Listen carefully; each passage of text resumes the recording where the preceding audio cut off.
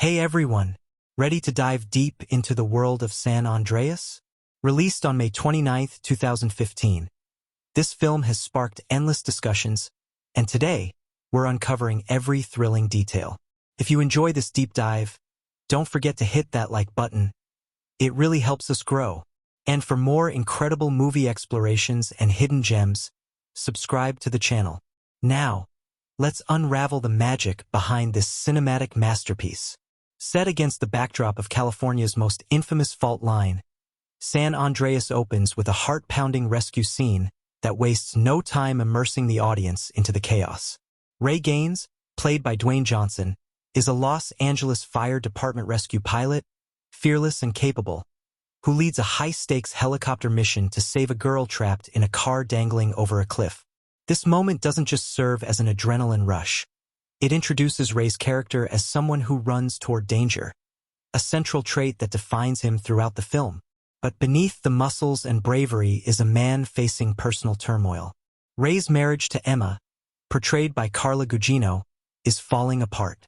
Their daughter Blake, played by Alexandra Daddario, is caught in the emotional crossfire. Emma is moving in with her new boyfriend, Daniel Riddick, a wealthy architect with questionable priorities. The emotional distance within the family is palpable, and just as it seems they're about to splinter apart for good, the Earth itself begins to split. Across the state, in Caltech's seismology lab, Dr. Lawrence Hayes, played by Paul Giamatti, is on the verge of a breakthrough. Using new technology and data models, he predicts that the San Andreas Fault is about to unleash a catastrophic earthquake. In a matter of minutes, what begins as a tremor at the Hoover Dam escalates into a seismic chain reaction. The dam collapses in a stunningly executed sequence of destruction, setting off alarm bells, figuratively and literally, for what's to come. Back in Los Angeles, Ray is forced to spring into action once again as the Earth begins to convulse. Skyscrapers sway and collapse like dominoes, highways buckle, and entire city blocks are reduced to rubble. The visual effects are jaw-dropping, immersing us in the terrifying realism of a disaster of this scale. But amid the spectacle, the heart of the story remains centered on Ray's desperate quest to save his estranged wife and daughter from the rapidly deteriorating world around them. As Emma finds herself trapped atop a crumbling skyscraper in downtown LA, Ray flies through chaos to rescue her in an incredible mid-air helicopter stunt.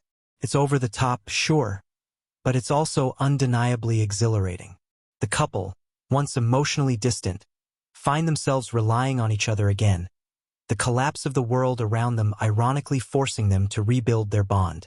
Meanwhile, in San Francisco, Blake is separated from Daniel and left to navigate the chaos alone, until she meets two British brothers, Ben and Ollie. Together, the trio must outsmart falling debris, flooded subways, and failing communication systems in their quest to reach higher ground. Alexandra Daddario's performance strikes a compelling balance between vulnerability and fierce determination, proving she's more than just a damsel in distress.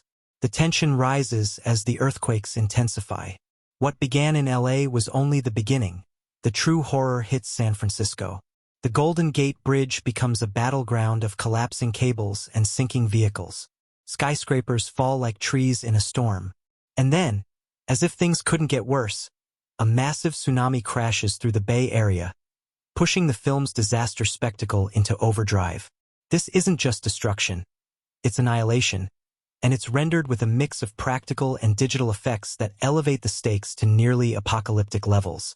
Ray and Emma make their way through the devastated landscape by land, air, and even sea, driven by sheer willpower and love for their daughter. When they finally reach her, Blake is trapped in a submerged building. In what might be the film's most emotionally charged moment, Ray dives into the flooded ruins to save her. He finds her unconscious, and for a brief, harrowing moment, it seems he might be too late. But with CPR and desperation, he brings her back. Reunited at last, the family emerges from the wreckage, bloodied but alive. In the final scene, the camera pans across a shattered San Francisco. The devastation is vast. Bridges are gone, skyscrapers reduced to metal and dust. But amidst the destruction, there's hope. As an American flag unfurls and rescue helicopters buzz overhead, Emma asks, "What now?" Ray replies with quiet resolve, "We rebuild."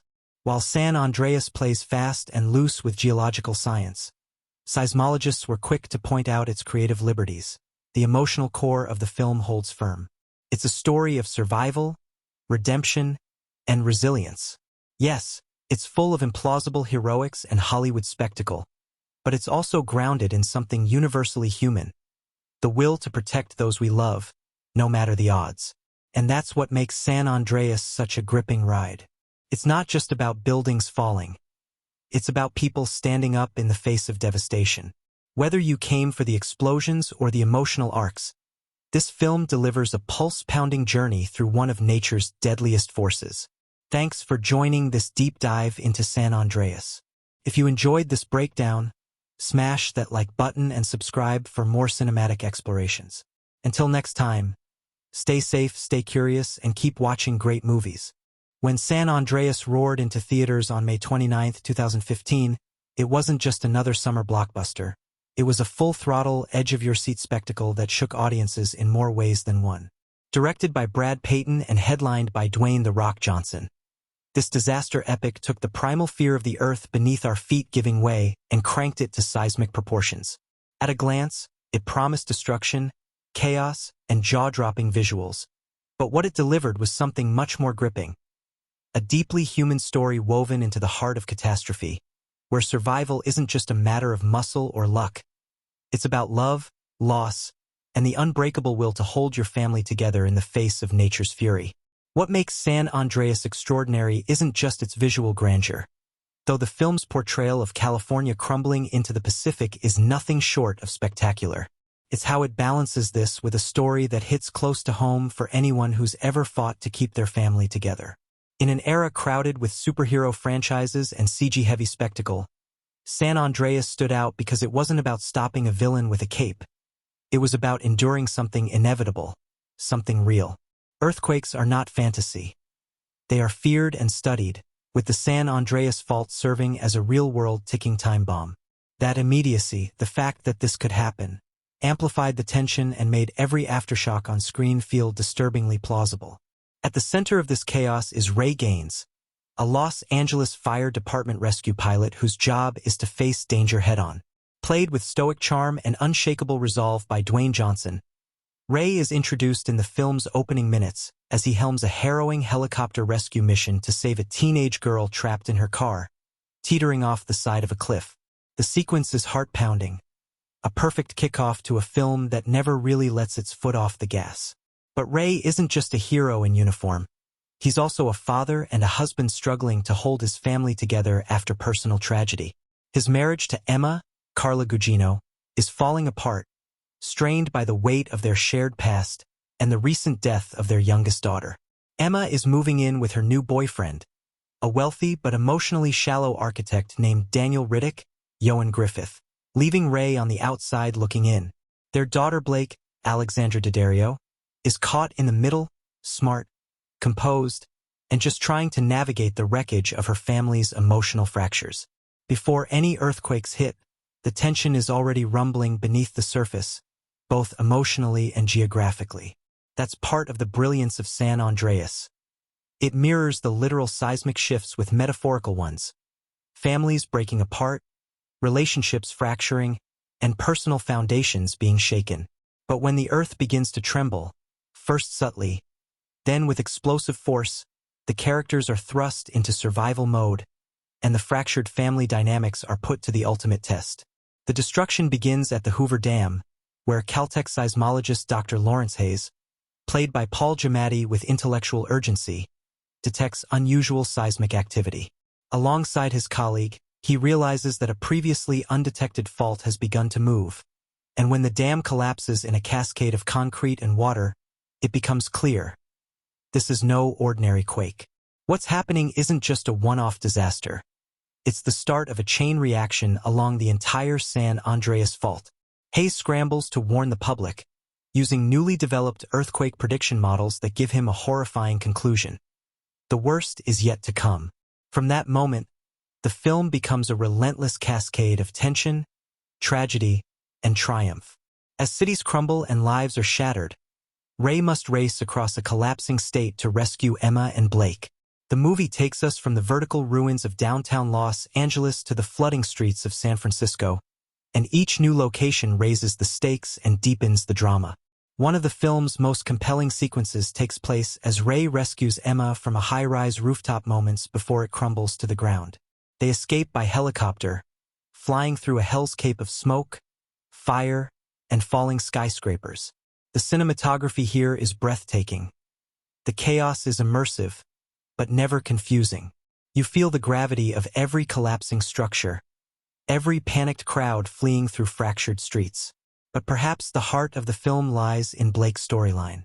After being abandoned by Daniel in a moment of panic, Blake finds herself alone in San Francisco until she meets Ben and Ollie, two British brothers also caught in the unfolding disaster.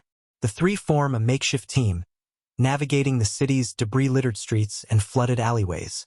Blake quickly becomes the leader, drawing from the survival skills her father taught her. Alexandra Daddario's performance here is a standout.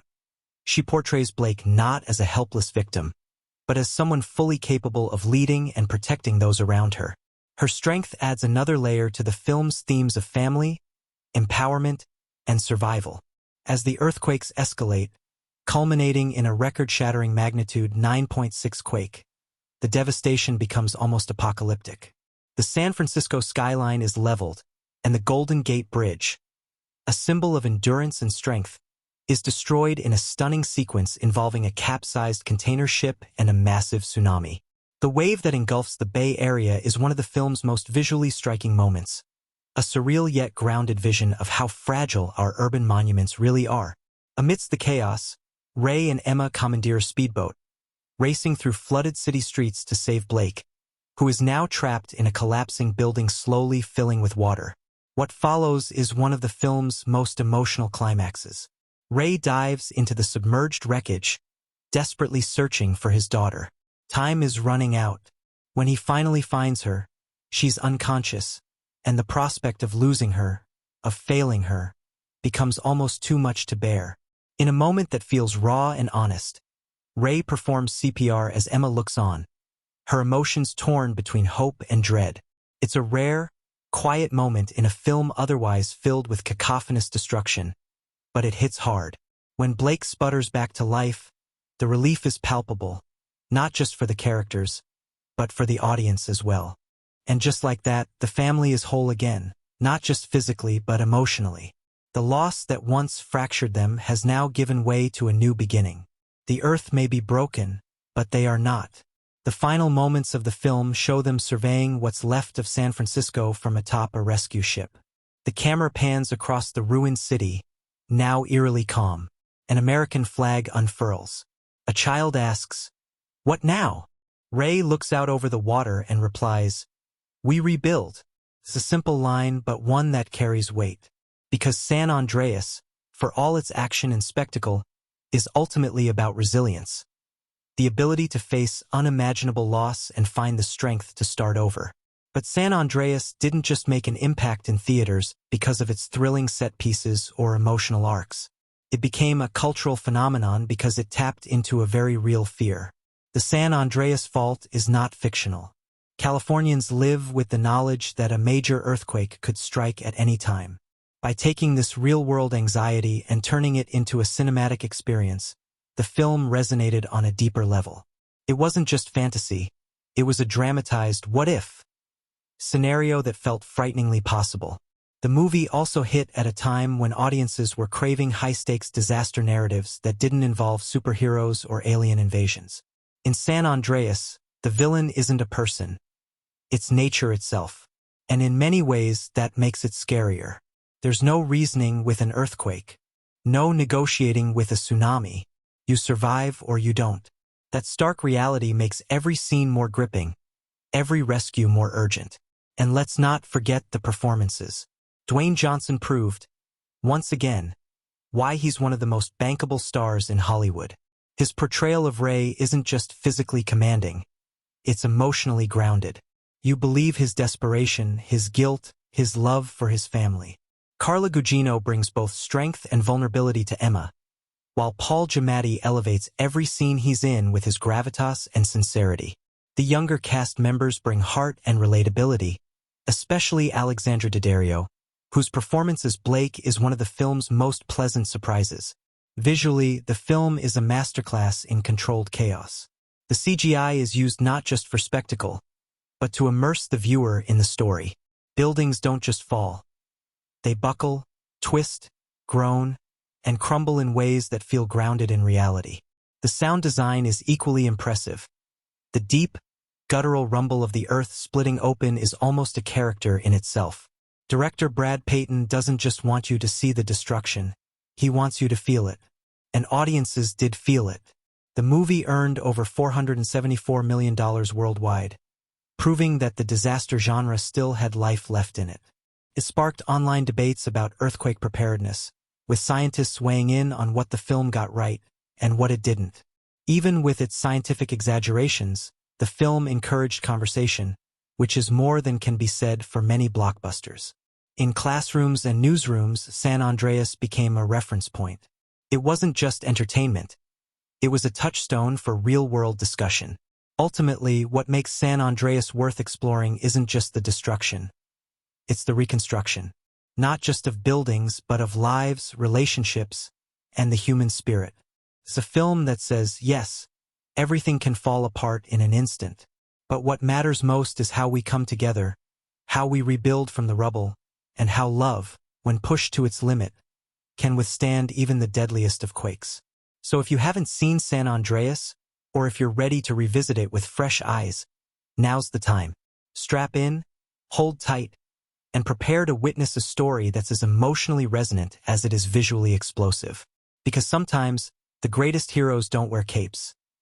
They wear flight suits, carry toolkits, and never stop fighting to bring their family home. And in San Andreas, that's more than enough to move mountains, even the ones crumbling beneath your feet. As San Francisco trembles in the aftermath of a record-breaking magnitude 9.6 earthquake, the city's skeletal remains jut against a sky filled with ash and smoke. Buildings are mangled, bridges splintered, and entire blocks are flooded. Yet amidst the chaos, one family fights its way back together. Ray and Emma, having just parachuted into the crumbling city after their plane went down, waste no time. Their mission is singular: find Blake. The city isn't just broken, it's drowning. As Ray and Emma move through the wreckage, emergency sirens wail. The seismic shift has triggered another looming disaster. A massive tsunami, racing across the Pacific and heading straight for San Francisco Bay. From their vantage point, the incoming wave looks monstrous. Taller than buildings, it's force enough to wipe out anything that still stands. They commandeer a small speedboat docked near AT&T Park, their eyes set on Coit Tower, where Blake was supposed to be heading. The urgency in this sequence is palpable. The water begins to draw back ominously from the harbor, and the ocean momentarily goes still, a terrifying calm before the storm. Ray shouts for Emma to hold tight as he steers the boat straight into the oncoming wave. With terrifying precision, they power through it, narrowly avoiding the crest. Behind them, the wave consumes everything. A massive container ship is swept into the Golden Gate Bridge. Steel groans. Cables snap. The iconic red structure folds inward before collapsing entirely. Daniel, Emma's boyfriend, is on that bridge. Moments earlier, we saw his true nature exposed. Selfish, cowardly, willing to abandon Blake when things went wrong. Now he's frozen in place, helpless as the ship barrels toward him. In a moment of poetic justice, he's crushed beneath the collapsing structure. A reminder that no amount of money or status shields you from nature's indifference.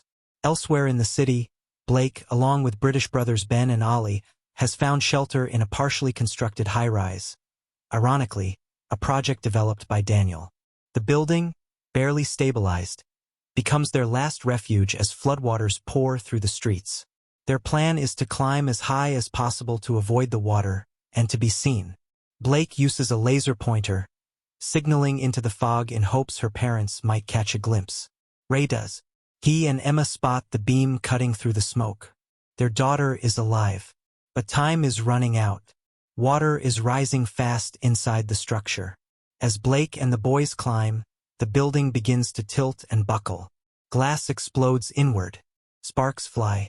Support beams groan like distant thunder. The floors begin to flood. Ray and Emma crash the boat through a pane of glass and into the flooded lobby, diving into the water with barely a word exchanged.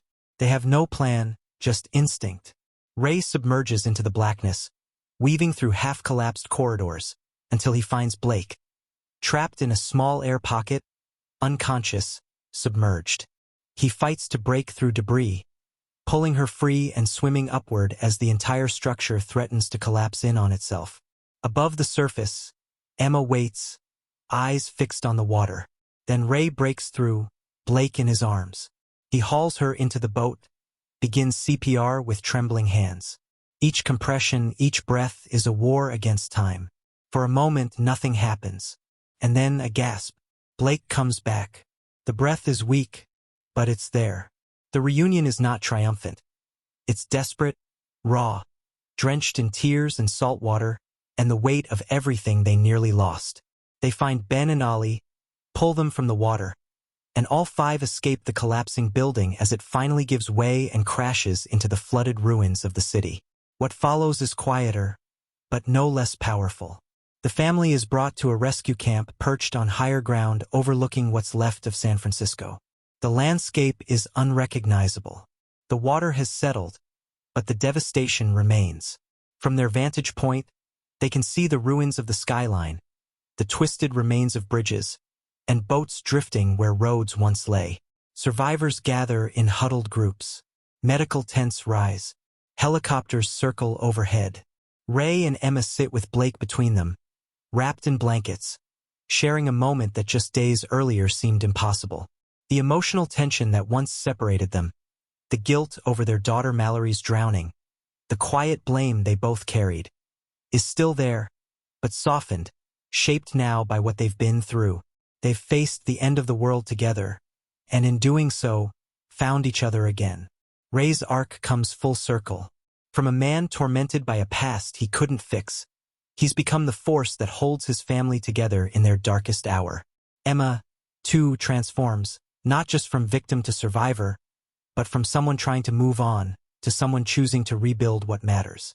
Blake's growth is perhaps the most dramatic. She begins the film as a bright but somewhat passive teenager caught in the middle of her parents' divorce. By the end, she's a leader, resourceful, fearless, compassionate. The girl who was left behind survives because she refuses to wait for someone to save her. Ben and Ollie stand nearby. For all their courage, they've become part of this family unit. Their bond with Blake is more than circumstantial. They endured a war zone together, and that leaves marks. Ben, who started as a nervous interviewee with a stutter, has faced death and come out stronger. Ollie, the youngest, is a spark of humor and hope in a film that needed exactly that. In the distance, an American flag is raised over the remnants of the Golden Gate Bridge. It's a symbolic gesture, perhaps too on the nose for some, but in the context of this emotional climax, it resonates. San Francisco may be broken, but it's not gone. Ray stands with Emma beside him, arm wrapped around Blake. A FEMA officer passes by, noting the coordination efforts underway. Emma asks quietly, "What now?"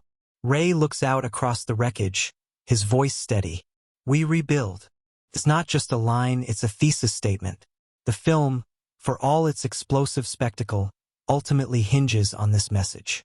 The earthquake is not the story. The tsunami is not the story. The story is survival.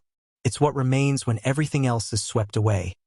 Family, love, forgiveness, and the strength to begin again. The final shots are silent, sweeping over the ruined landscape. Skyscrapers reduced to skeletons. Streets filled with boats. People helping people. It's the kind of ending that doesn't offer a neat resolution. How could it? But it offers hope. Not the unrealistic kind, but the hard-earned kind that comes after devastation. And with that, the screen fades to black. The credits roll.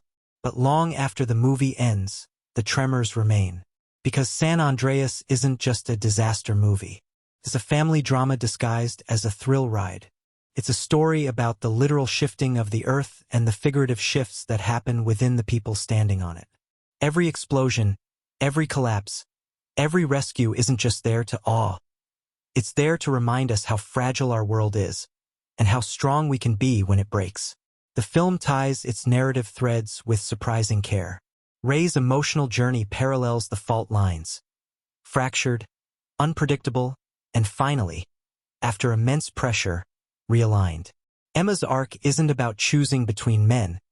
It's about rediscovering trust. Blake's transformation from daughter to survivor brings the film its emotional core. Everything comes full circle. The emotional fissures are healed alongside the literal ones. It's not tidy. It's not perfect. But it's something stronger than that, resilient. The second half of San Andreas isn't just about destruction. It's about what survives in its wake. It's about diving into water to save your child, even when everything around you is collapsing. It's about giving CPR with everything you have left. It's about rebuilding not buildings but bonds. And in a film filled with collapsing towers and raging tides, that human element is what stays with you long after the dust settles. From the moment San Andreas begins, what seems like a straightforward disaster film slowly reveals itself to be a fundamentally human story, told through the lives and inner struggles of its characters. At the center is Ray Gaines, the LA firefighter pilot whose physical courage is matched only by his emotional burden. Played with quiet intensity by Dwayne Johnson, Ray introduces himself not through dialogues, but in the very way he moves. Measured, resolute, carrying the weight of personal grief, and compelled to protect. We meet him in the opening rescue. Poised, confident, yet solemn as he lifts a young girl from a dangling car on a cliff. This isn't just heroism for heroism's sake. Subtext reveals his history. A tragedy involving his family shaped this man, drove him into a role where he could save lives, perhaps in hope of atoning for a past he can't fix. His motivations are deeply rooted in grief, guilt, and a relentless sense of responsibility. Enter Emma, portrayed by Carla Gugino. On the surface, she appears composed and practical, a woman who's trying to put pieces back together. But her every glance, every silent moment across a dinner table, betrays the tension underlying the separation from Ray. Emma is strong, yes, but also aching, for the daughter they lost, and for the man she once loved. Gugino brings nuance. Her eyes, half filled with sorrow and half filled with defiance, make clear that while she's trying to move forward, she hasn't forgiven or forgotten. Blake Gaines, obliging Alexandra Daddario's graceful, yet emotionally grounded performance, bridges generations. She's Ray and Emma's daughter, a teenager caught between loyalty and independence, suffering silently from the loss of her sister. Blake's arc is the emotional core of the film, from the quiet observer at the edge of her parents' fracturing marriage, to the true survivor leading two strangers across a broken San Francisco. When she meets Ben and Ollie, her leadership is immediate but not overt. She listens, strategizes, improvises. She becomes the emotional glue holding that makeshift trio together. Dr. Lawrence Hayes, played with intelligence and urgency by Paul Giamatti, plays a different but crucial role. He symbolizes reason, scientific inquiry, and, paradoxically, the limits of control. His warnings come with a moral weight. To detect danger is one thing, to be heard in time is another. His fight to get people to listen mirrors Ray's fight to reach his daughter. Though Hayes never steps into collapsing buildings, his character keeps the world grounded in something more than spectacle. The character dynamics are where the film truly finds its emotional resonance. Ray and Emma's early interactions are cold, distracted. We sense years of grief between them, but something lingers, an unresolved connection that the disaster demands they confront. Ray drops Blake off for her jet flight to San Francisco, and Emma walks away, leaving Ray to deal with both professional callings and personal regrets. That split is mirrored in the Earth's own fracturing, separate sides pulled apart, slipping, then violently coming back together. Blake's separation from her parents transforms her arc. She's left in the underground garage, trapped under a falling beam, abandoned by Daniel, the very character who represents the fantasy life Emma was chasing. Daniel Riddick, a minor but telling role, represents what Ray cannot offer: wealth, ease, apparent stability. But when he abandons Blake in her moment of need, it reveals the weakness beneath his veneer. His quick exit serves not only to heighten Blake's isolation, but also to clarify Emma's eventual emotional choice. Not between men, but between what's real and what's fragile. Ben and Ollie enter the story as strangers, uncertain, afraid, but animated by basic empathy and courage. Through Daddario's leadership, they become her unlikely allies. They bring levity, but also a youthful courage born of necessity. Their chemistry with Blake grounds her character in something external. She's not alone, and that realization gives her strength. Ben's injury forces her into roles of healer and caretaker, a quiet leadership not born of arrogance but survival instinct. Meanwhile, Hayes races to alert authorities. His scenes in labs and emergency centers provide pacing relief but also thematic depth.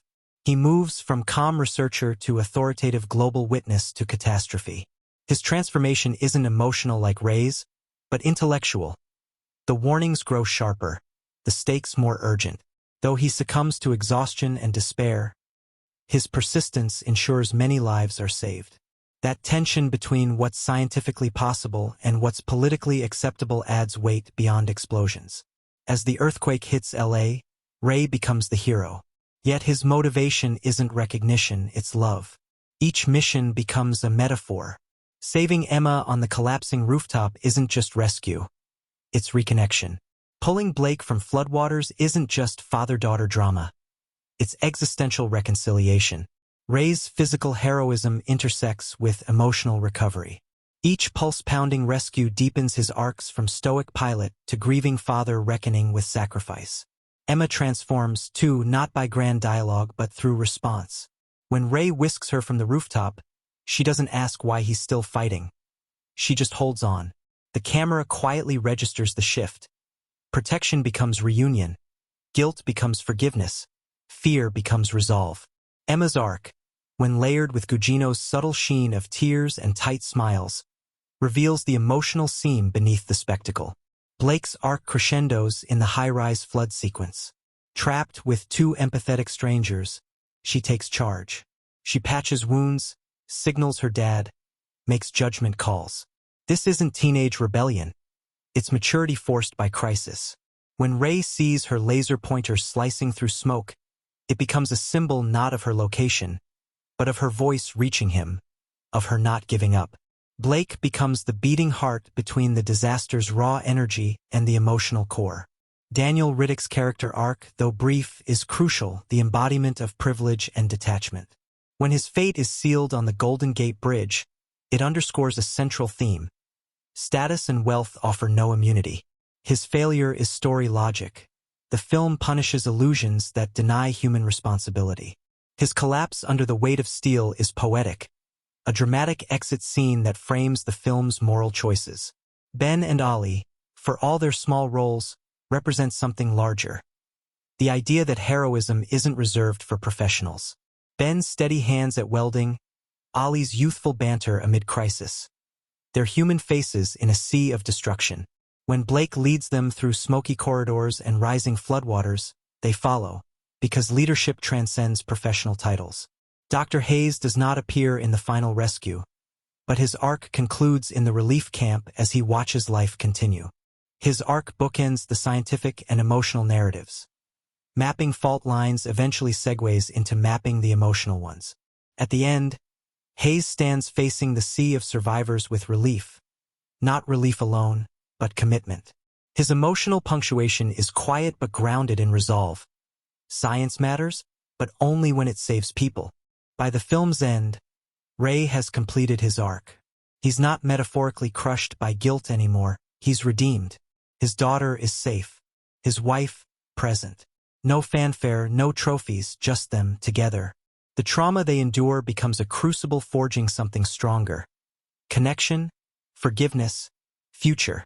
What makes San Andreas more than just another disaster epic is not merely its massive set pieces or its thunderous spectacle. It's the small moments.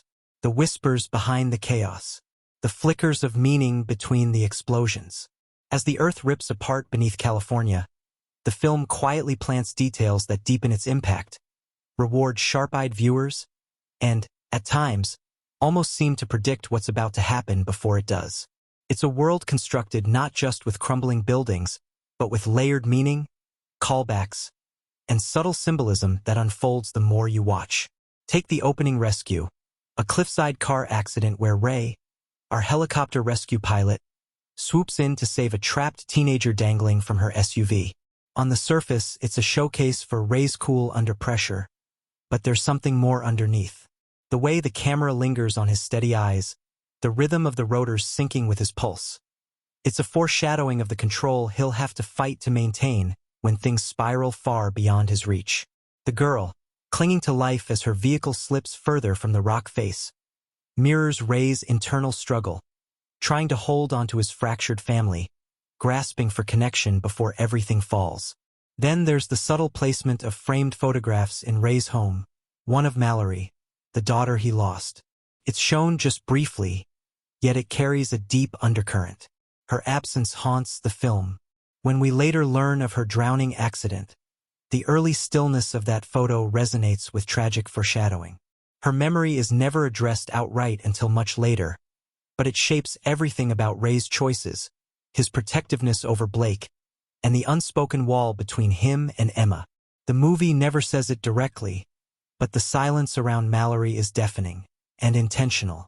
Emma's choice to move in with Daniel, her wealthy new boyfriend, feels at first like a minor character detail. But her new home, a modern, sterile high-rise, adorned with glass and chrome, is a visual metaphor. It's elevated, pristine, and disconnected from the earth, much like Daniel himself. That architectural coldness is reflected in his character, and when the quakes hit, that same high-rise is reduced to a trap. Daniel's fortress of status becomes a symbol of his fragility. His fall, both literal and moral, is prefigured by the building's brittle perfection. Even the GPS voice on Blake's phone, which speaks so calmly as she's driven through the city just before the first quake hits, feels like a subtle commentary. Technology, order, control, it all vanishes in a heartbeat. The GPS becomes dead air. The same silence that haunts Ray's photo of Mallory now swells into the city itself. The quake doesn't just topple buildings. It unmasks the illusion of safety we wrap ourselves in. Look closer at Dr. Lawrence Hayes' lecture scene at Caltech. He's presenting a new breakthrough in earthquake prediction technology. His equations fill the whiteboard behind him, a jigsaw of numbers and waveforms. To the average viewer, it's just technobabble.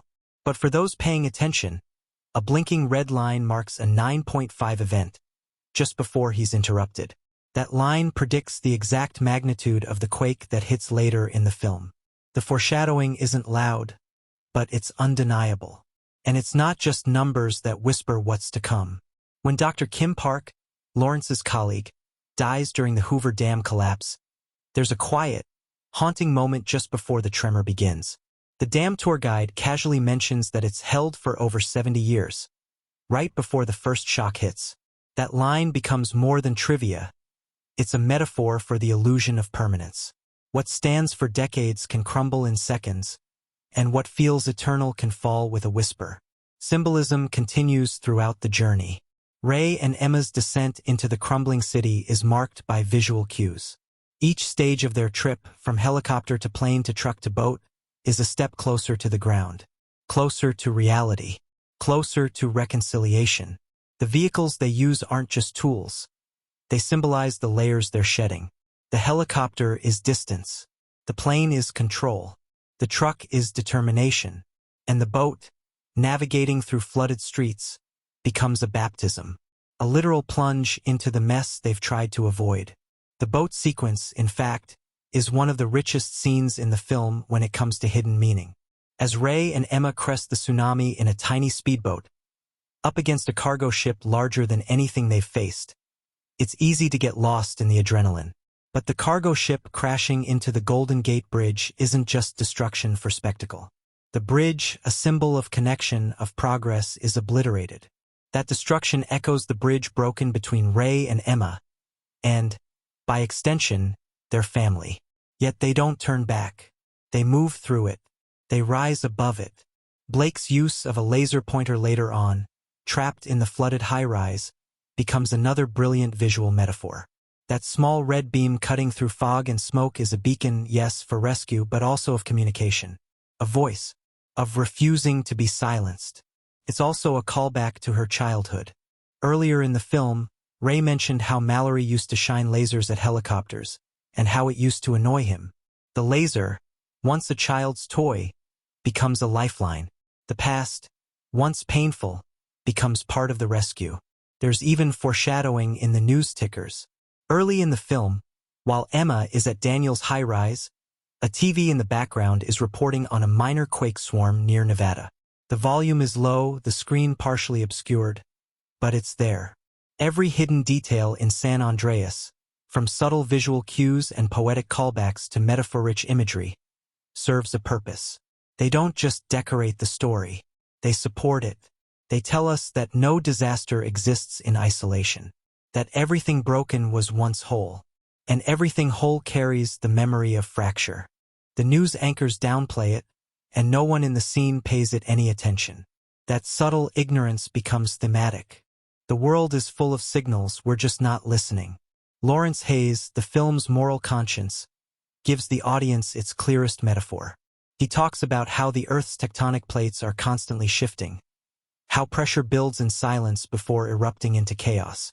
It's a perfect echo of the emotional landscape between Ray and Emma, and between every broken family the quake disrupts. The Earth reflects the human heart. Pressure, silence, rupture, and, ultimately, healing. Even wardrobe and props carry hidden messages. Ray's uniform remains unchanging for most of the film, a visual signal that he never stops being a rescuer, no matter how personal the mission becomes.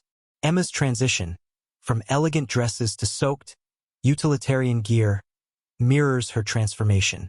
Her character is being stripped down, no pretense, no safety net, just a mother fighting for her child.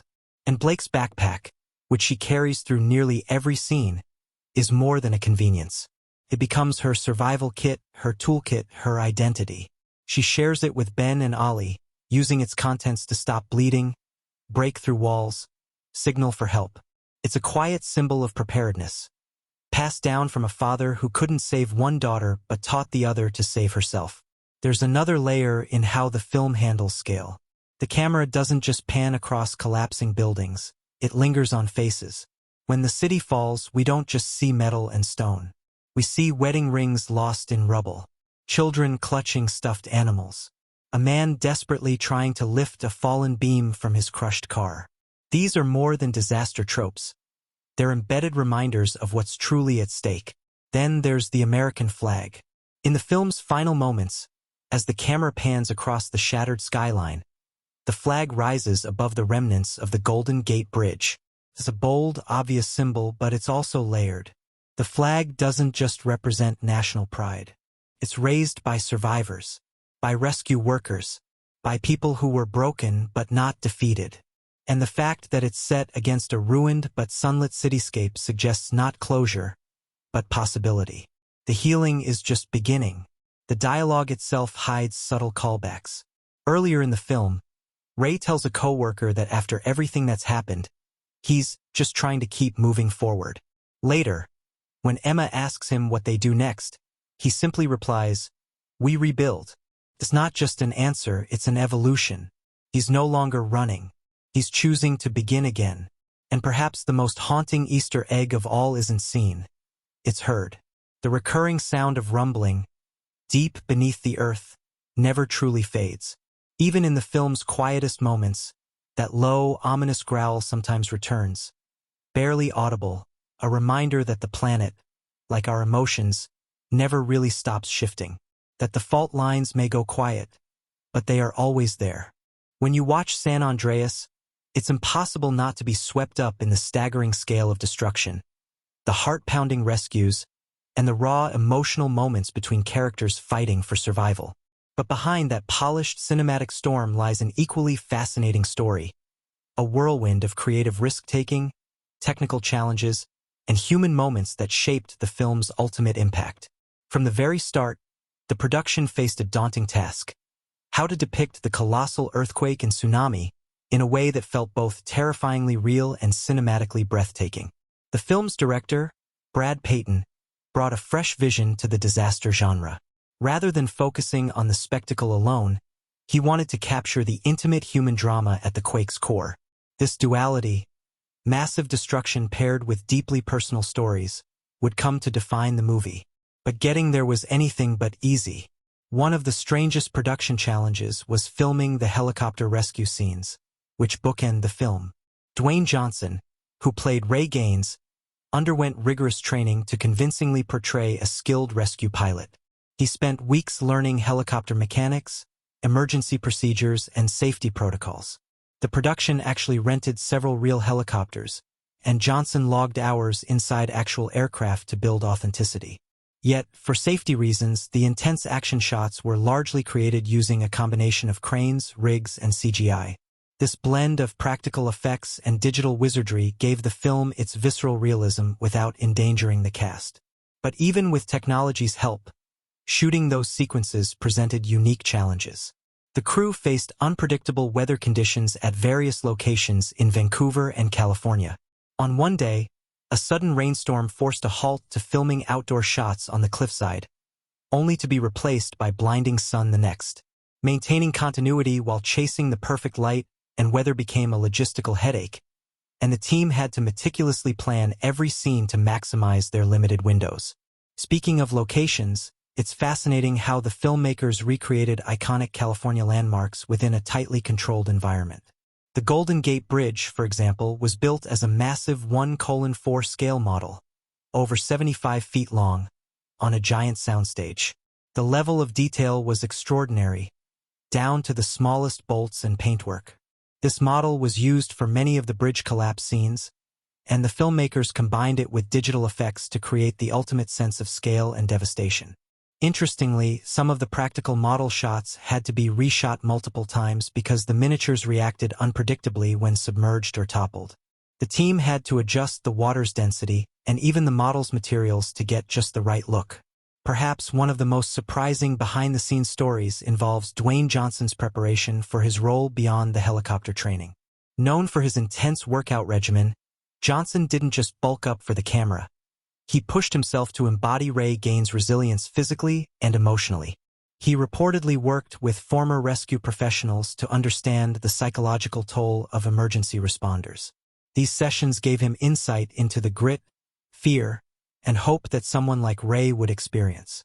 Johnson has spoken in interviews about how these interactions profoundly influenced his performance, helping him portray not just a hero, but a deeply human man grappling with personal loss amid chaos. The casting process itself had some interesting twists.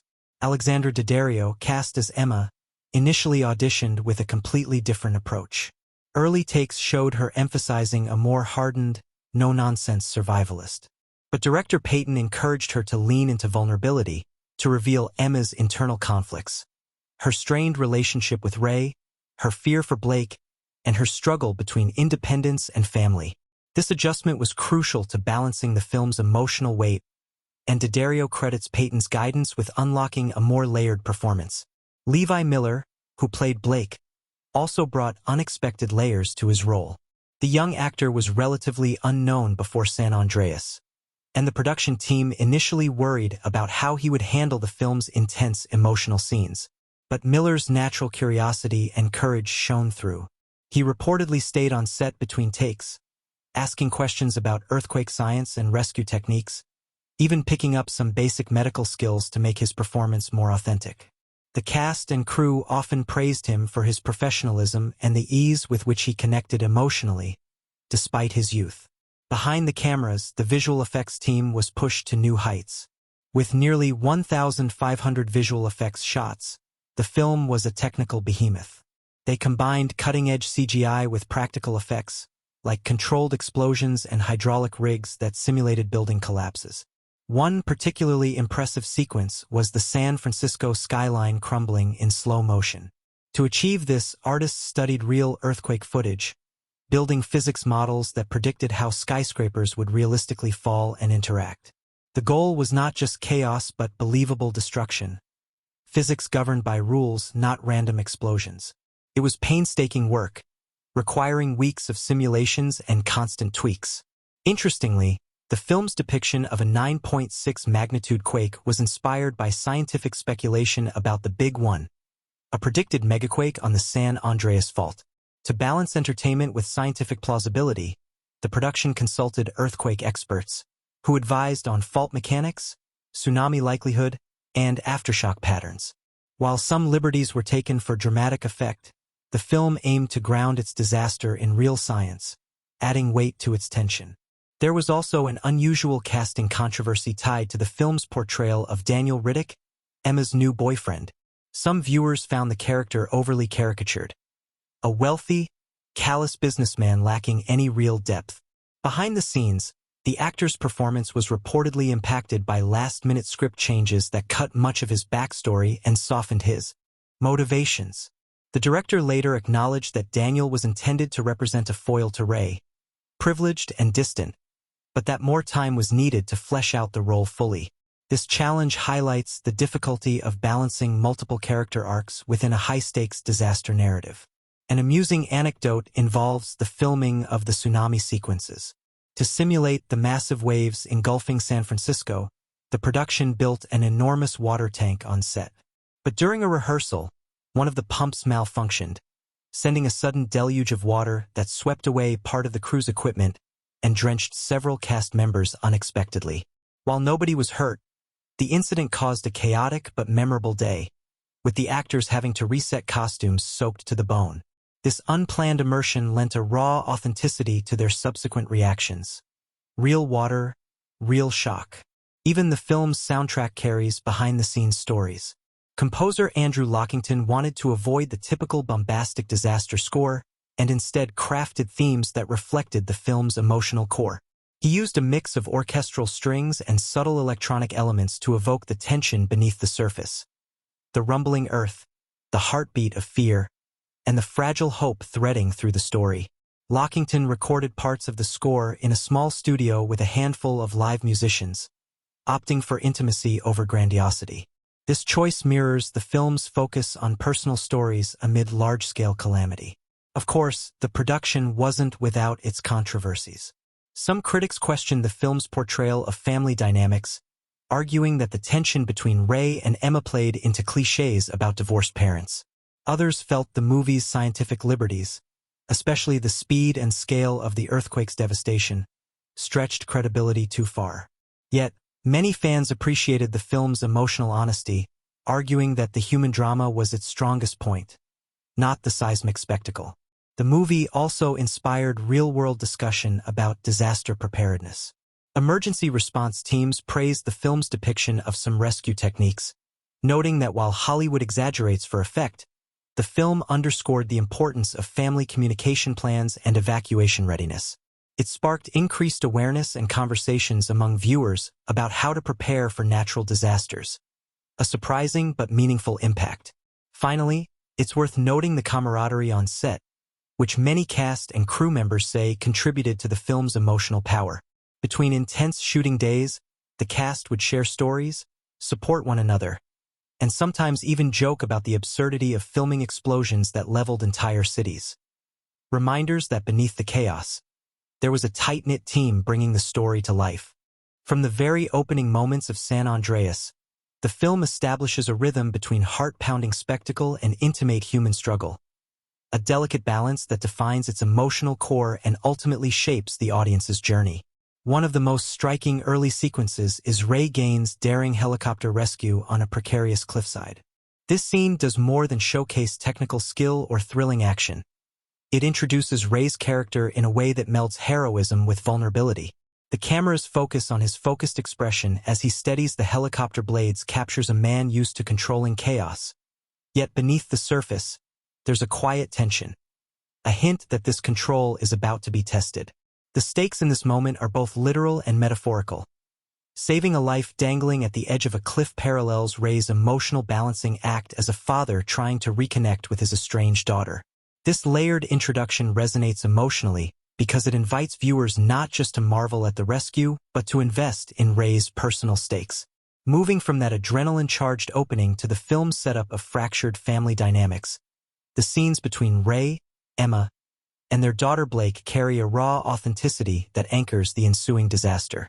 When Ray and Emma confront their estrangement, it's easy to anticipate cliché, but the screenplay and performances avoid this trap.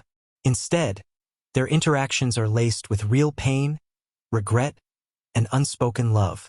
Alexandra Daddario's portrayal of Emma captures a woman torn between independence and motherhood, while Dwayne Johnson's grounded intensity as Ray conveys a man wrestling with guilt and responsibility. These emotional undercurrents add profound depth to the film's larger spectacle. For audiences, this makes the impending earthquake not just a physical disaster but a catalyst forcing fractured relationships to either break or mend.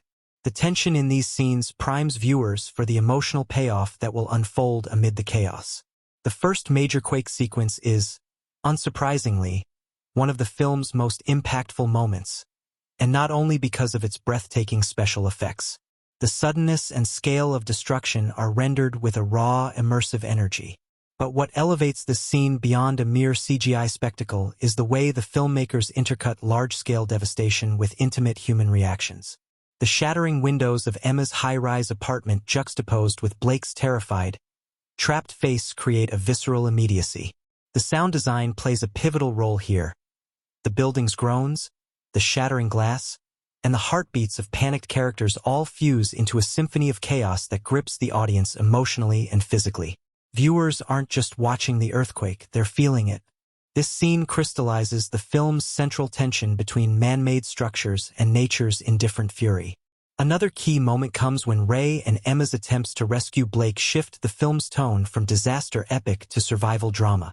Their journey across the broken city is fraught with danger, yet it's the human moments, small gestures, quiet conversations, expressions of hope and despair, that provide the emotional backbone.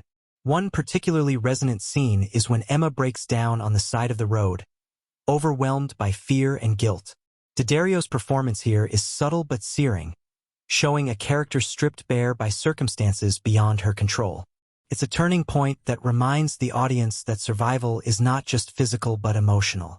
The moment invites viewers to empathize deeply with Emma's vulnerability and the crushing weight of responsibility.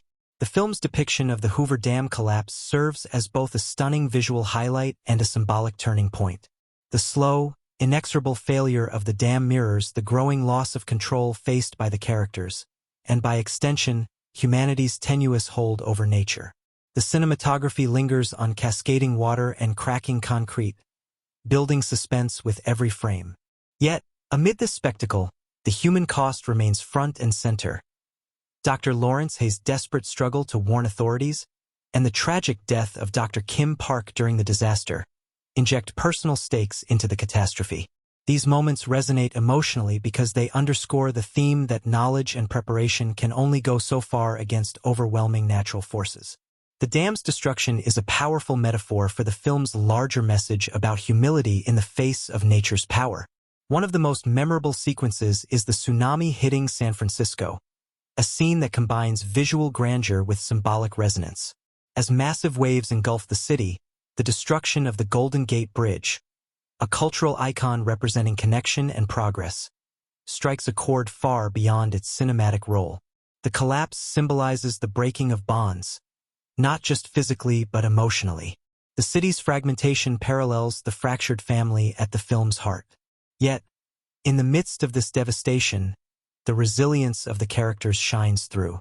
Ray and Emma's determination to save Blake amidst the chaos embodies hope and perseverance. This scene's emotional power lies in its juxtaposition. Overwhelming destruction countered by human courage.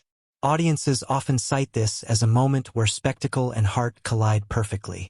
As San Andreas unfolds its breathtaking sequences of seismic destruction and human endurance, it quietly invites viewers to explore more than just the physical chaos.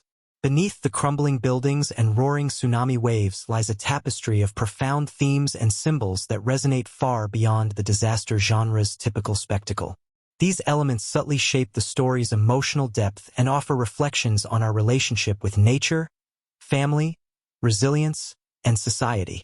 At its core, the film grapples with the delicate tension between human control and nature's unpredictable power. The San Andreas Fault itself is more than a geological feature. It becomes a living metaphor for the fragility of human constructs. Cities, bridges, and dams, which in daily life symbolize progress, stability, and safety, are revealed to be vulnerable illusions in the face of nature's overwhelming force. This theme is underscored repeatedly through visuals. The shattering of glass skyscrapers, the collapse of the Golden Gate Bridge, and the breaking of the Hoover Dam. Each instance highlights humanity's hubris, our belief that we can master the Earth's power, while reminding us of nature's indifferent supremacy. This motif echoes a broader social commentary about preparedness and complacency. The film's depiction of government officials, scientists, and emergency responders emphasizes the tension between knowledge and action. Dr. Lawrence Hayes represents scientific vigilance and the urgent warnings that often go unheeded, while the bureaucratic delays and public skepticism reflect real-world challenges in disaster readiness. By portraying these dynamics, San Andreas comments on society's sometimes slow or reluctant response to looming crises, whether natural disasters or larger systemic risks. The film implicitly urges viewers to heed warnings, prepare responsibly, and respect the environment's power rather than dismiss it. Another dominant theme woven through the narrative is the enduring strength and complexity of family bonds. At first glance, San Andreas appears to center on the disaster itself, but at its emotional heart is the fractured relationship between Ray, Emma, and Blake. The earthquake acts as a crucible that forces estranged family members to confront past grievances, fears, and unresolved feelings. This transformation underscores the idea that in moments of crisis, human connection becomes our greatest anchor. The film resists the temptation to present family reconciliation as neat or easy. Instead, it portrays the messy, painful, yet hopeful process of rebuilding trust.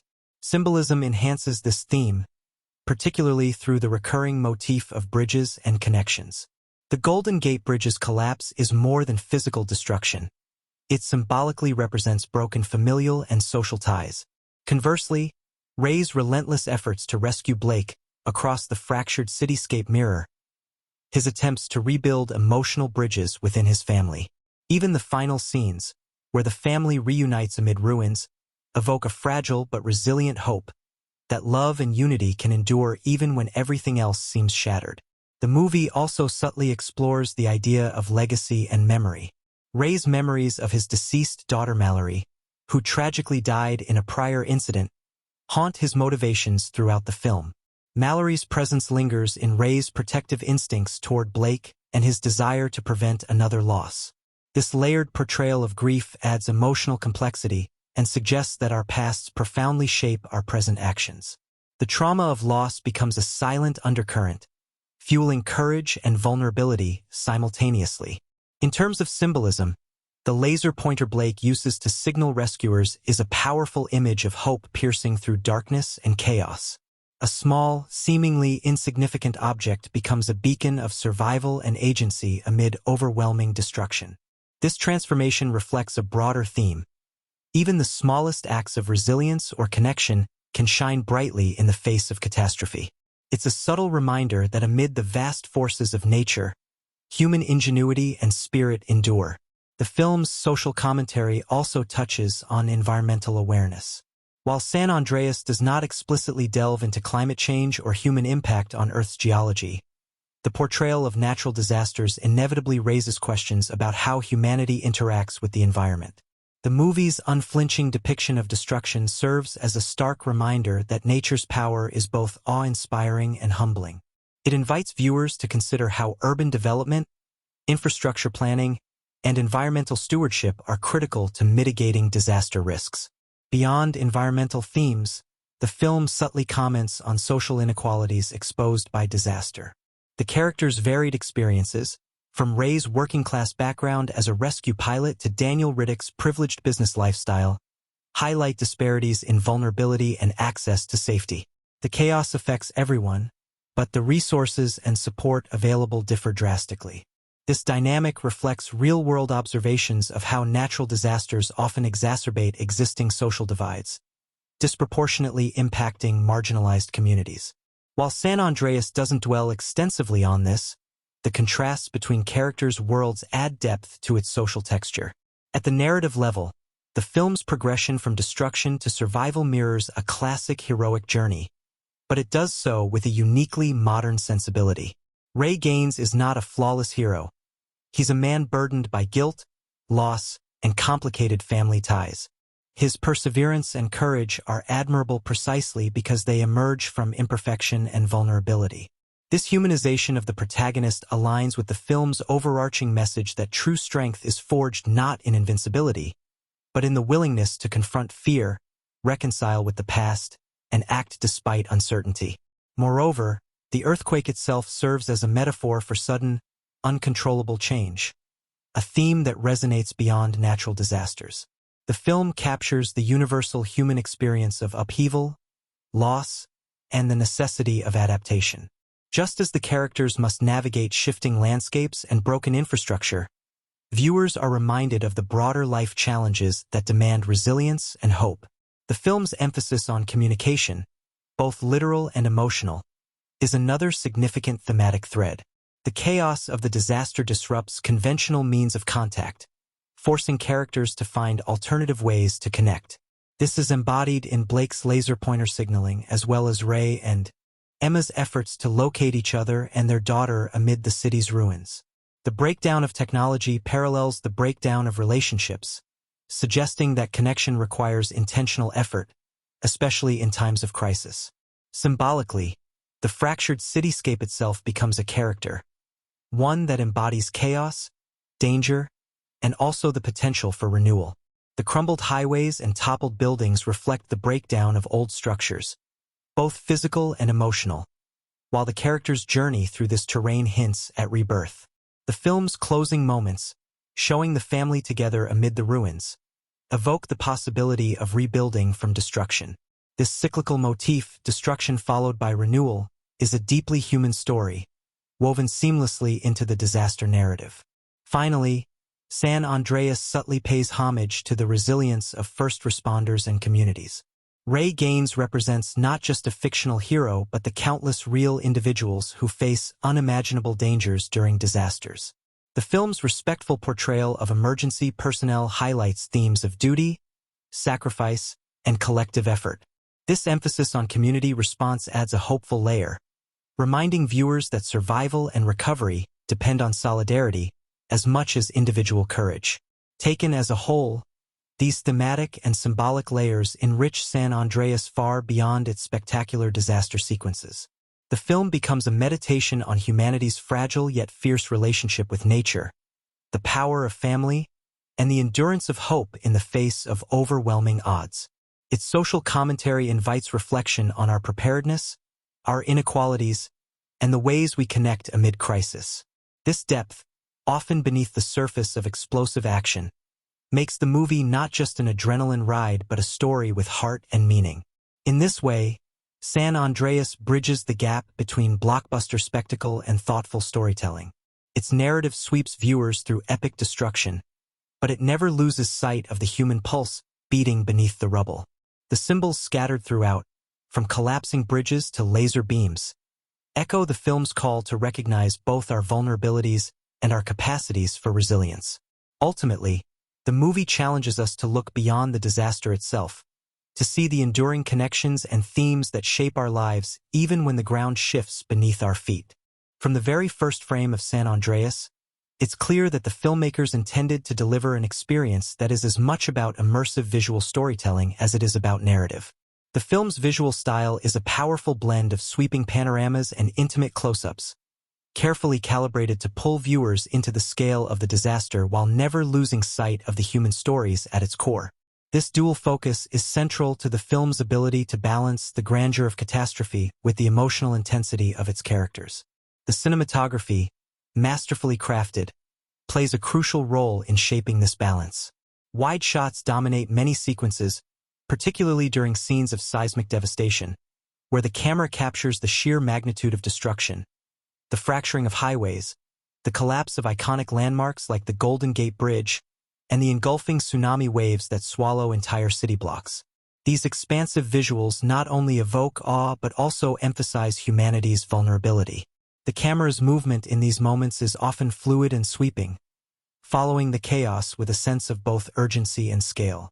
It immerses the audience in the disaster's epic proportions, inviting them to witness the unfolding calamity as if from both a distant and all-encompassing vantage point. Yet, San Andreas is careful to contrast these wide vistas with intensely personal cinematographic choices. Close-ups and medium shots focus tightly on the characters' faces during moments of fear, determination, and sorrow. The camera lingers on Ray Gaines' furrowed brow as he pilots through danger, on Emma's tear-streaked face during moments of despair, and on Blake's frightened but resilient expressions when trapped. This interplay between wide and close shots creates an emotional rhythm, a cinematic heartbeat that aligns viewers' adrenaline with the characters' inner turmoil. The film's use of editing further amplifies this rhythm. The pacing is dynamic. Quick cuts during high-tension sequences heighten the urgency, propelling the audience through collapsing buildings and rushing waters with relentless momentum. These sequences use rapid editing to simulate the chaotic, disorienting nature of disaster, with fragmented visuals reflecting the fracturing world on screen. Conversely, moments of calm, such as quiet conversations or reflective pauses, are given longer takes, allowing the tension to breathe and the emotional weight to settle. This editorial contrast deepens engagement, allowing the film to oscillate between adrenaline and introspection without losing narrative coherence.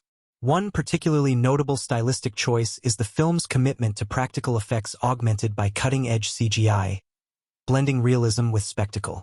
The filmmaker's use of photorealistic digital environments grounds the disaster scenes in authenticity, while practical sets and physical stunts maintain tangible texture and weight. For example, when buildings collapse or highways shatter, the interplay of real debris and digital enhancement creates a visceral sense of destruction. This hybrid approach helps maintain suspension of disbelief, ensuring that the spectacle never feels hollow or overly synthetic. Sound design in San Andreas deserves special attention for its immersive quality. From the first tremor to the roaring waves of the tsunami, the soundscape envelopes viewers in the sensory experience of disaster. The low rumbles and sharp cracks of breaking earth are crafted with precision, evoking a physical sensation almost palpable through speakers. Layered atop these naturalistic sounds are the sharp metallic groans of twisting steel, the shattering of glass, and the chaotic cacophony of sirens, cries, and emergency radio chatter. This intricate sound tapestry amplifies the tension, transforming the viewing experience into something multisensory. Complementing the sound effects is the film's evocative musical score, which deftly underscores the narrative's emotional arc. The composer employs a blend of sweeping orchestral themes and tense, pulsating rhythms that mirror the film's oscillation between hope and despair. During moments of disaster, the music swells, swelling with a sense of impending doom, while quieter scenes are marked by more restrained, reflective melodies. This musical layering deepens the audience's connection to the characters' emotional journeys, subtly guiding responses without overwhelming the visuals. The director's vision shines through in the thoughtful integration of these cinematic elements. Recognizing that a disaster film risks becoming a spectacle devoid of soul, the director employs visual and auditory storytelling as tools to center the human experience. The use of natural light in certain scenes, such as the golden hues during a sunrise or the stark shadows cast in rubble-strewn streets, imbues the film with a sense of time passing and the world's quiet persistence despite devastation. These lighting choices contribute to the film's mood shifts, moving fluidly from hope to despair and back again. A distinctive technique employed in San Andreas is the use of handheld camera work during moments of intense action. When the earthquake strikes and chaos erupts, the camera adopts a jittery, unstable quality that mimics the character's disorientation and fear. This method invites viewers to inhabit the characters' perspectives, experiencing the tremors and collapse as visceral events rather than distant spectacles. The shaky cam also contrasts sharply with the smooth tracking shots in calmer scenes, further emphasizing the shift between chaos and control. The film also cleverly uses visual motifs to reinforce its themes. Bridges, for instance, appear repeatedly as symbols of connection and vulnerability. Their destruction is captured in slow motion with haunting detail, the crumbling concrete and snapping cables evoking a sense of loss, not just of infrastructure but of human relationships and societal stability. These moments are shot with a painterly quality, emphasizing the symbolic weight beyond the physical collapse. Color grading throughout the film plays a subtle yet effective role in storytelling. The palette shifts from warm, vibrant tones during peaceful moments to cooler, desaturated hues as disaster strikes, reflecting the emotional and environmental upheaval. Scenes of ruin often carry a grayish-blue tint, underscoring desolation, while moments of reunion and hope are bathed in softer, warmer light, visually reinforcing narrative resolutions. Another notable visual storytelling device is the use of vertical framing and composition to emphasize vulnerability and isolation. Characters trapped in high-rise apartments or clinging to precarious ledges are often framed within narrow vertical shots, emphasizing their exposure amid vast, collapsing environments. This framing technique heightens the tension and visually communicates the characters' precarious situations. The film's soundscape also employs silence strategically, allowing moments of quiet amid chaos to intensify emotional impact. For example, when characters find brief respite or experience personal revelations, the absence of overwhelming noise draws viewers closer, focusing attention on facial expressions and dialogue. This use of silence punctuates the relentless sound design, providing necessary breathing room in the narrative's pacing. By shifting perspective rapidly, this editing choice enhances narrative momentum while reinforcing the interconnectedness of the characters' journeys. The director also uses point-of-view shots sparingly but effectively to immerse the audience in characters' experiences. Whether it's Blake's panic gaze as water rises or Ray's focused vision from the cockpit, these perspectives foster empathy and immediacy, making viewers feel embedded within the crisis rather than merely observers.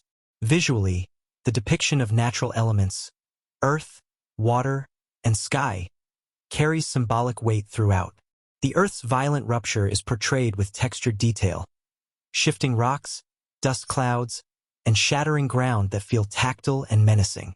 Water, representing both destruction and renewal, is rendered with sweeping waves and cascading floods that both threaten and cleanse.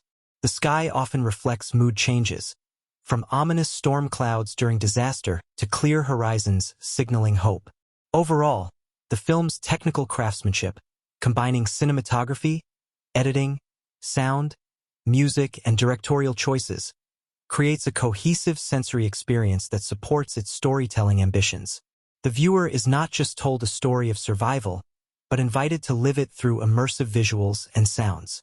This approach elevates San Andreas beyond a conventional disaster movie, making it a compelling cinematic journey that balances spectacle with emotional depth. The visual storytelling also benefits from a careful attention to detail in production design and effects. Urban destruction is rendered with painstaking realism, incorporating recognizable landmarks and believable debris patterns. This authenticity grounds the film's more dramatic moments in reality, making the stakes feel immediate and personal. In conclusion, San Andreas exemplifies how a disaster film can harness cinematic techniques to serve both spectacle and soul. Its striking visuals, dynamic editing, evocative sound design, and thoughtful directorial touches work in harmony to immerse audiences fully. Through these elements, the film transforms a narrative of earth-shattering catastrophe into a story of human resilience, connection, and hope, proving that visual storytelling is not merely about what we see, but how what we see makes us feel. From the very outset, San Andreas thrives not just on its spectacular disaster sequences, but on the genuine connections forged between its cast members, whose chemistry breathes life and emotional weight into the film's high-stakes drama. Dwayne "The Rock" Johnson, cast as Ray Gaines, anchors the film with his trademark blend of physicality and heartfelt vulnerability, but it's the interplay between him and Carla Gugino's Emma that forms the emotional backbone. Their relationship, marked by history, tension, and a longing for reconciliation, benefits enormously from their natural rapport on and off screen. The warmth and occasional friction they display feel authentic, which elevates scenes of reunion and conflict beyond mere plot devices into emotionally resonant moments. The chemistry extends powerfully to the family dynamic with Ioan Gruffudd, who plays Daniel Riddick, Emma's new partner, and Alexandra Daddario as Blake, Ray's daughter. Though tensions are palpable in the narrative, rooted in past estrangements and protective instincts, the actors manage to create believable, nuanced relationships. The subtle glances, offhand remarks, and moments of quiet understanding imbue their scenes with depth, allowing audiences to sense the complexity behind the surface drama. Blake's youthful vulnerability balanced with resilience is particularly brought to life by Daddario's performance, which captures a teenager's mix of fear, frustration, and hope amid chaos. Behind the scenes, this chemistry was carefully nurtured by director Brad Peyton, who fostered an environment encouraging improvisation and genuine interaction. The cast often rehearsed emotional scenes multiple times, experimenting with tone and pacing until the desired sincerity emerged. Johnson, known for his professionalism and camaraderie, played a pivotal role in uniting the ensemble. Anecdotes from the set reveal that between takes, he often lightened the mood with humor, helping to balance the intense and often exhausting nature of shooting disaster sequences. This camaraderie translated directly to the screen, as the natural interactions feel lived in rather than staged. The dynamic on set was also shaped by the physical demands of the film's action sequences. With extensive use of practical effects and stunt work, the actors had to rely heavily on trust and teamwork. Johnson's background in wrestling and action roles gave him an edge in performing physically challenging scenes, but the entire cast trained rigorously to deliver believable reactions amidst destruction. The shared experience of navigating these demanding sequences forged strong bonds, which audiences can sense in the seamless way actors respond to one another, even in moments of chaos. In particular, the underwater rescue scenes involving Blake required not only technical skill but a heightened emotional connection. Alexandra Daddario spent significant time training for these sequences, and the cooperation between her and Johnson was key to conveying the desperate stakes. The vulnerability Daddario brought to these scenes contrasted with Johnson's steady, protective presence, reinforcing the father-daughter dynamic in a palpable way. Set designers and special effects crews also contributed to the cast's immersion by creating highly realistic environments. For example, the collapsed apartment complex where Blake is trapped was meticulously constructed to simulate a real disaster site, complete with rubble, flooding, and shifting debris. This authenticity helped actors deliver more visceral performances, as they could physically interact with their surroundings rather than imagining destruction against green screens. The tangible sense of place on set fostered a stronger emotional response, evident in scenes where the characters navigate crumbling buildings or race against rising waters. Audiences responded enthusiastically to this blend of spectacle and sincerity. Early screenings highlighted the effectiveness of the cast's chemistry in grounding the film's larger-than-life disaster moments. Critics often singled out Johnson's ability to carry intense action while revealing emotional vulnerability, noting that his performance prevented the film from becoming a mere CGI showcase. Similarly, Carla Gugino's nuanced portrayal of Emma added dimension, earning praise for portraying strength intertwined with maternal anxiety and heartbreak.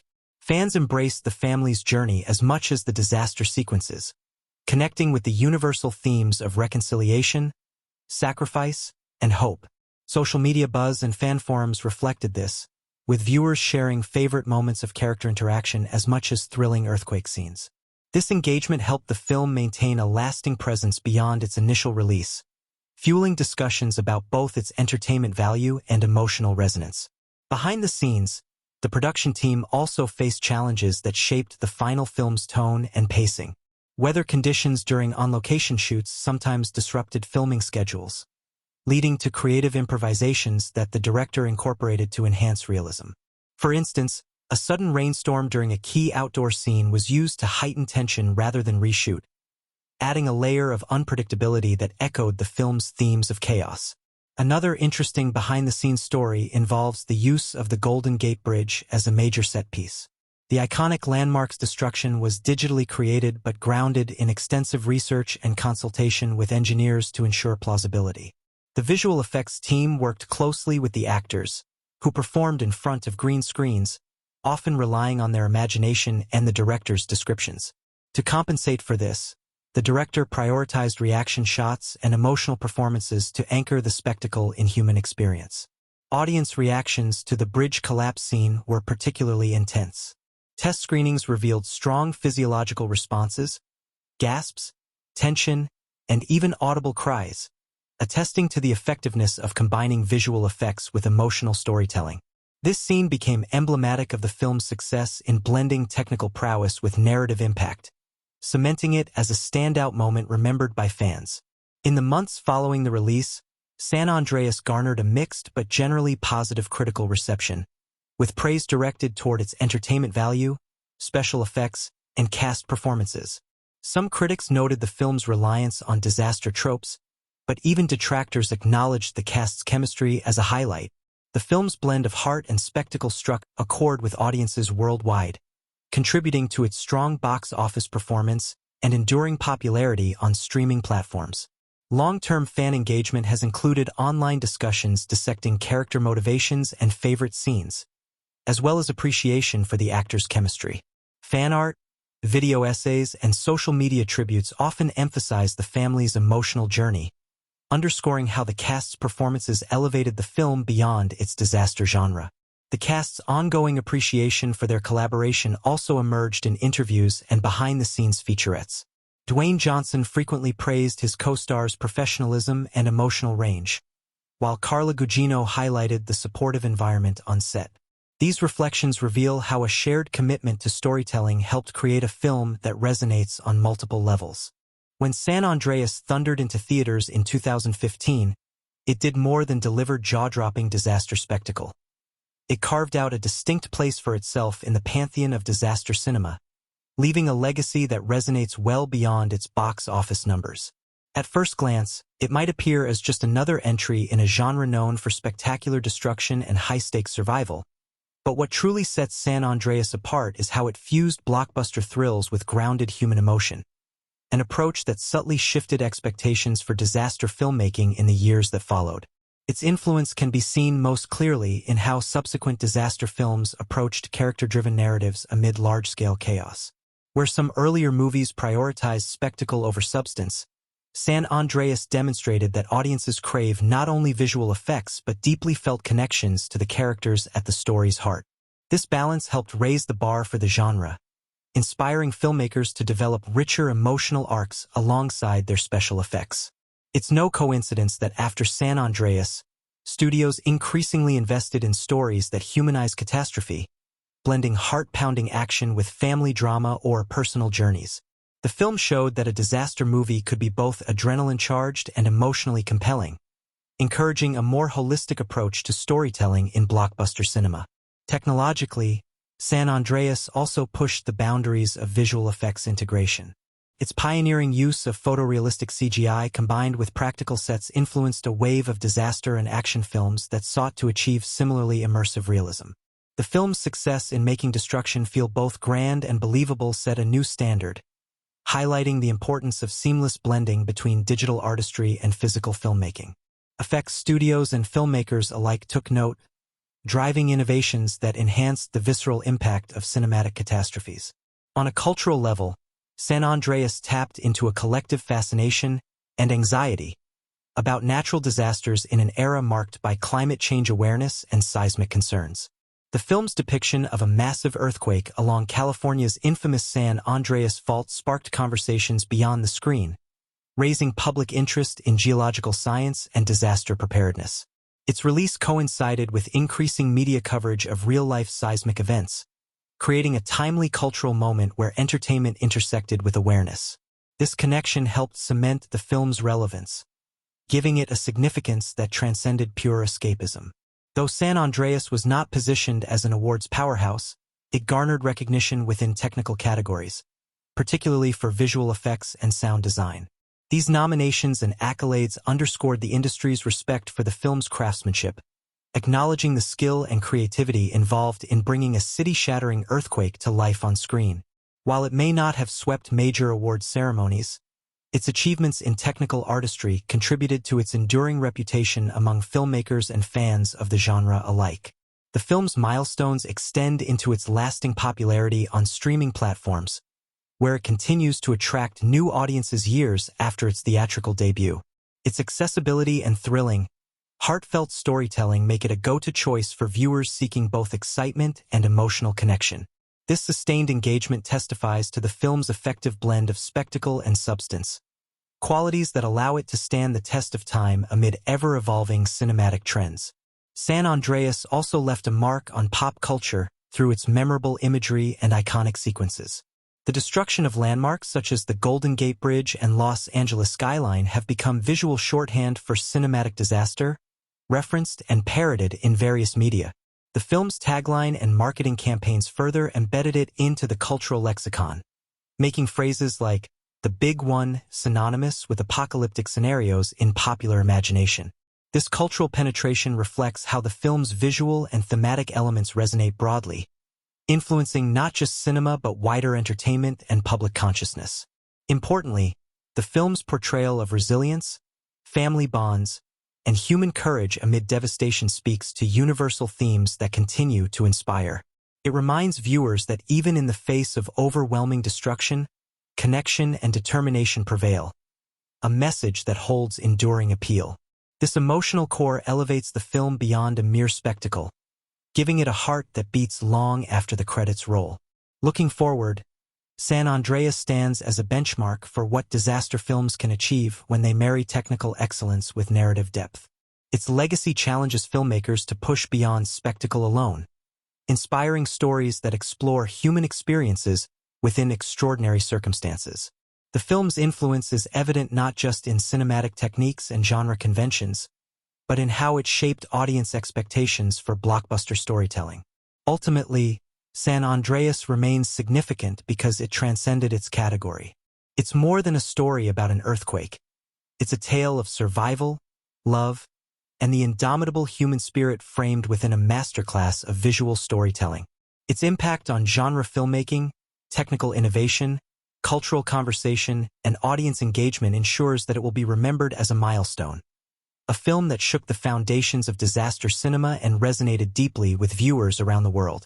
In reflecting on its legacy, one recognizes that San Andreas's true power lies in its ability to entertain and move simultaneously, offering spectacle without sacrificing soul. This balance has become its hallmark and its gift to cinema, a vivid reminder that even amidst ruin, stories of hope and connection endure, echoing far beyond the tremors of the big one.